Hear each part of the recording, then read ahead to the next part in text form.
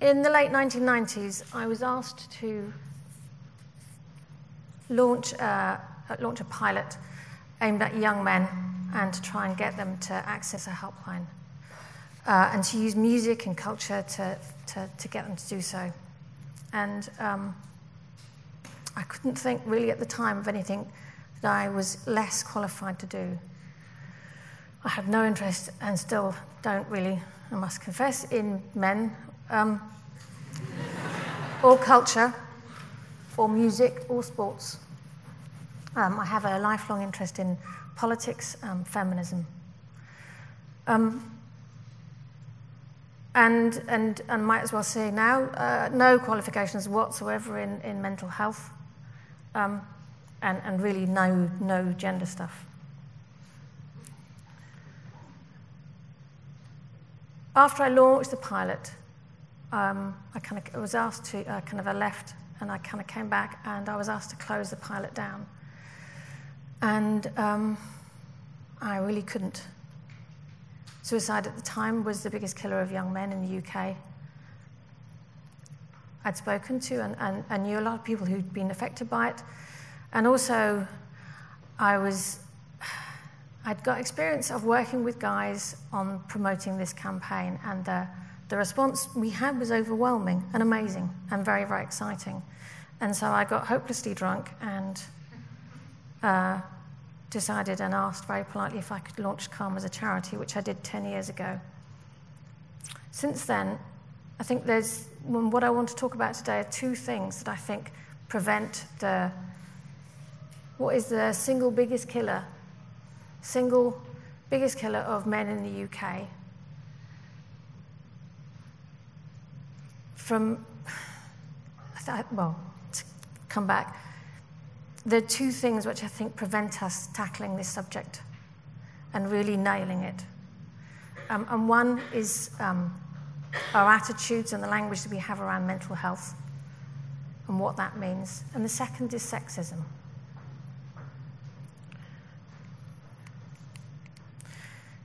This, and you're just going to get 2 slides now, they're very boring. At the top here is 1981, coming down to 2014, and we've got age groups going across from 15 to 19 up to 85, and the depth of the red shows you the depth of the rate of suicide in women.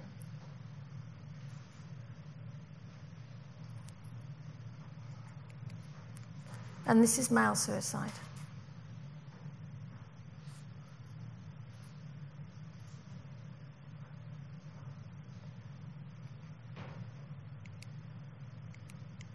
God, I'm never going to get this. So, starting with mental health. I think the problem with the language and the baggage around the mental health world is that there is stuff around 1 in 4. 1 in 4 of us are going to have mental illness and be affected by the issue. And also, at the same time, this insistence that we have people, case studies, people who are going to talk about themselves, and they're going to comment on what their mental health services should look like. And there's a whole series of problems with that, and one is that we might as well dig a ditch and say, over there are people with mental health difficulties, and over here are the rest of us. And thankfully, I'm not one of those 1 in 4. And I think it's nonsense. I think it's cowardly. I think we all have brains. Unless we're a plant, we all have mental health. Stuff happens to all of us. And the other problem with this is that it paints this picture whereby if only men would access health and go and see their GP and recognise they have a mental health problem, which thankfully, of course, I don't, then it would be solved. It would all be sorted. They could get mental health services and that would be it. The research that we've shown is that men and women equally consider suicide. And I think, if we're honest, at some point, any of us can hit that point.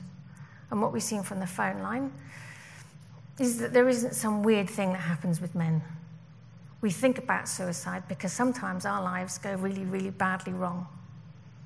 And for some people, we do, and some people do have very, very serious mental illnesses. But we all have mental health, and we all have mental health crises at some point when we get dumped, somebody close to us dies, our house burns down, our children hate us and they leave home. Things happen, our health deteriorates. Sometimes all of those things happen at the same time. Normally they do. Add alcohol, off we go. And we see that men and women equally attempt suicide, women slightly more, but men go on to complete suicide. So the theory goes is that women just aren't very good at it. There's another theory which says that men are very impulsive. God.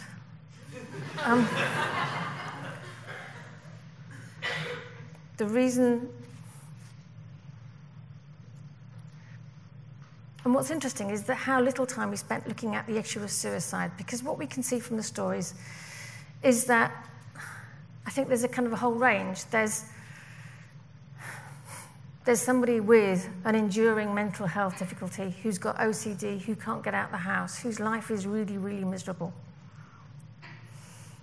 There's somebody who's deeply depressed, long, dark, black tunnel of nothingness, of sludge, inability to get out in the morning.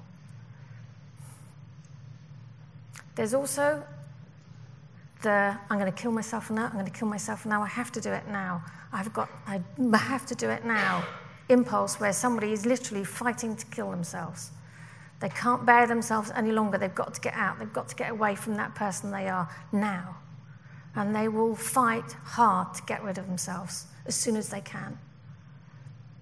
And then there's the kind of crisis has hit, and alcohol is added, and a stupid argument is added on top of that, and suddenly they're gone. I think if we're going to tackle strategy, maybe we should look at that. Maybe we should think about dividing that up, but we don't. There's another thought that there may be something physical out there which is causing so many men to take their lives. There's that nice hair product which stops you losing your hair and permanently reduces testosterone. Shouldn't we look at that? But we don't, and because that would explain why men, wouldn't it? Worth a chance, worth looking at that, but we don't. At the moment, we've got a government which has invested £1.5 million into suicide prevention, and they haven't looked at men. And they've said, and the answer is, well, men they use better methods. They won't go and see their GP, and they drink alcohol, so what's to research? And that's where I think the sexism comes.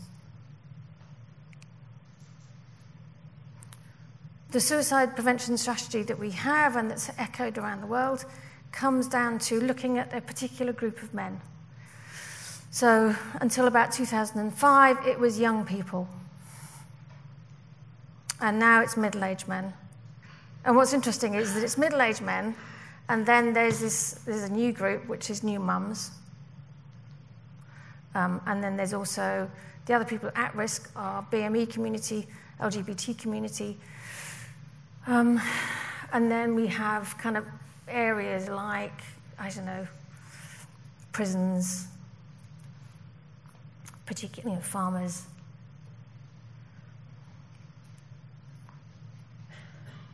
So young mums.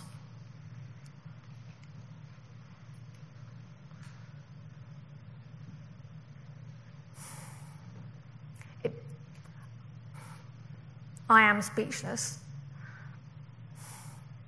that we consistently ignore what seems to me to be the biggest killer of men, and it's kind of across all age groups. Where are we? What was the lowest one here? 12. For women, we talk about, and the government says, we're now worried about older women and young mums. Older women. Where are we? 8.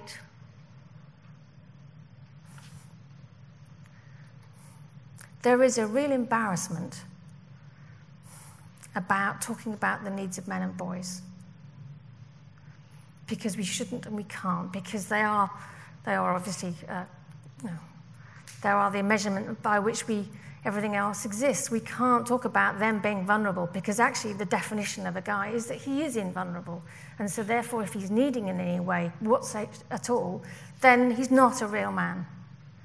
So if we're going to look at a suicide strategy, we're going to look at risk factors, and we're going to find out what makes those particular groups of men need our help when others don't. So we look at middle-aged men. Well, actually, the rate of young men taking their lives and the rate of older men taking their lives is pretty similar. Why have we gone middle-aged men? Recently, someone said to me, the numbers for women taking their lives in 2014 has kind of gone up. So we shouldn't be talking about male suicide any longer. It is comic, the extent to which we ignore and fail to talk about this particular issue. But the reason that we don't talk about this issue is because we have a sexism which is almost invisible, that it's everywhere, it's invasive, it invades. It means that rather than saying what's happening with our services, how many men are accessing services, what's the barriers to those services, instead of, we have this thing about almost there's a kind of a concept of, do you remember the undeserving poor? Men are the undeserving gender. Women and children first. Men don't really deserve any help unless, for example, in the suicide policy strategy that we have, they're prisoners. Prisoners, yeah, you get points for being a prisoner. Definitely you go into the at-risk category if you're a prisoner. If you've been in forces, you get extra points. LGBT, you get extra points if somehow you've done more than just be a guy.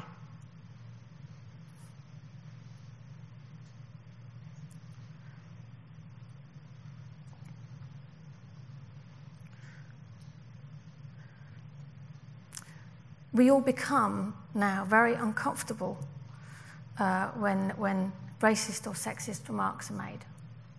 So they kind of get back into the kitchen. Where's the lippy love? Make us very uncomfortable. And yet our screens and our papers and our day-to-day language are filled with sexism against guys, and we don't blink.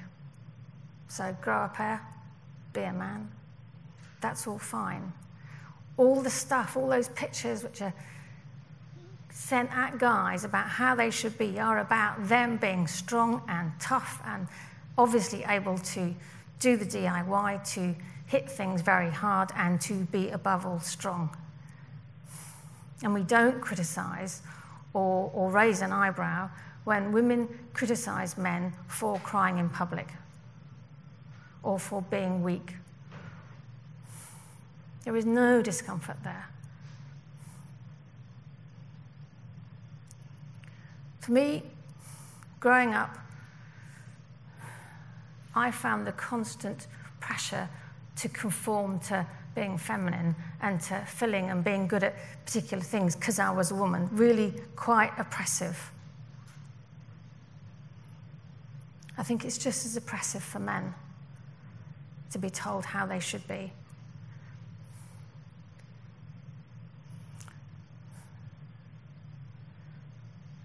I think the picture that we can see is that things in the world have changed completely for women, and that's brilliant, absolutely brilliant. Thank God for that. But I think it's now time we think about both genders, because it isn't just suicide. It's also about boys failing at education in every single level more than girls. It's about our prisons being filled with men. It's about our prisons being filled with men with mental health difficulties.